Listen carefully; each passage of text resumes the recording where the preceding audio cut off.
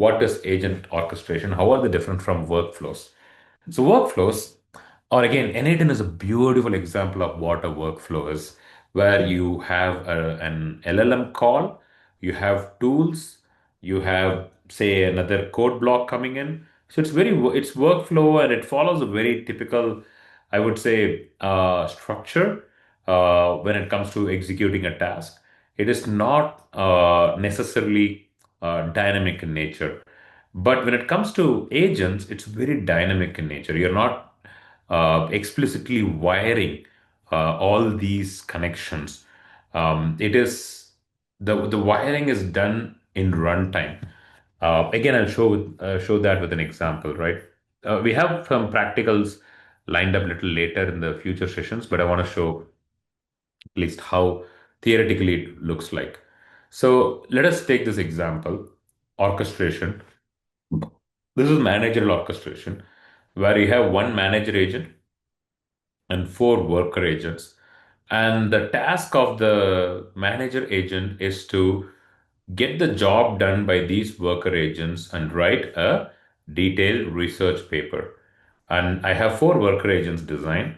And you could obviously ask, hey, why should you have all these worker agents? Why can't you just ask the manager agent to do its job? But the issue is you are now loading the prompt, you're loading the agent with a very massive prompt, asking it to do a lot of things. And when you do that, they do not work very well. So that is the reason you kind of start breaking it down into agents, which is a very key concept we will discuss tomorrow and the next session when it comes to breaking down a business requirement into agents. But I want to highlight how this works. How are this orchestration different from workflows?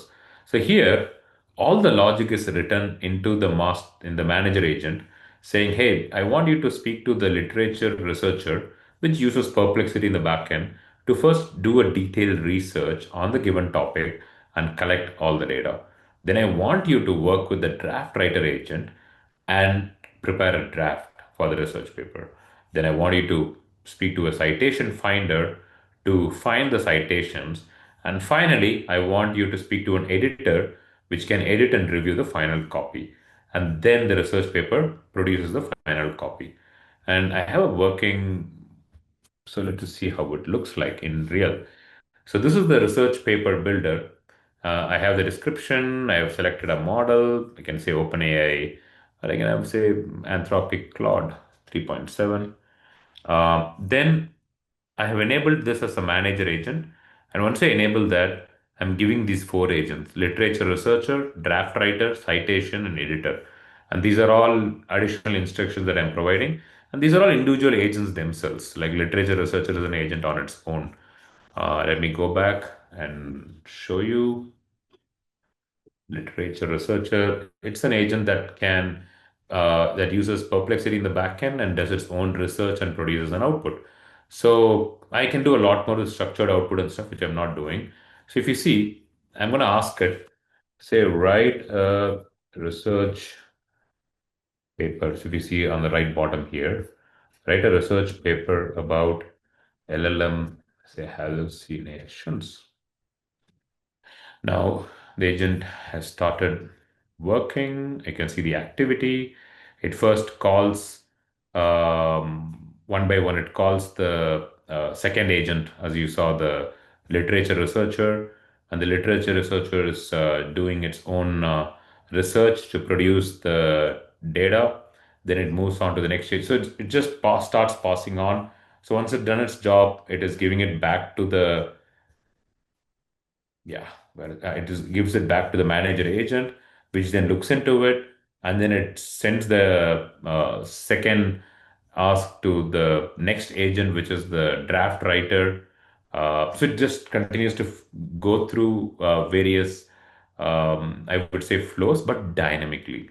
Where does the instruction sit? The instruction sits here.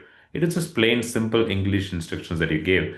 Once the user researches the topic, assign it to a literature researcher, and so on. It's just pretty simple, straightforward instructions that you gave. But since they are orchestrated by the Lyzr orchestrator in the backend, it is now automatically performing and collecting data. And this is like coming back through via GUI. I think it's about to complete. So this is how they're different from an innate and workflow, where you have to now hard code these rules. Okay, do this, then hard code it to another one, give it a knowledge base, give it a tool, hard code it a third one. But here it is the agents are taking a call based on the instructions that they are provided with.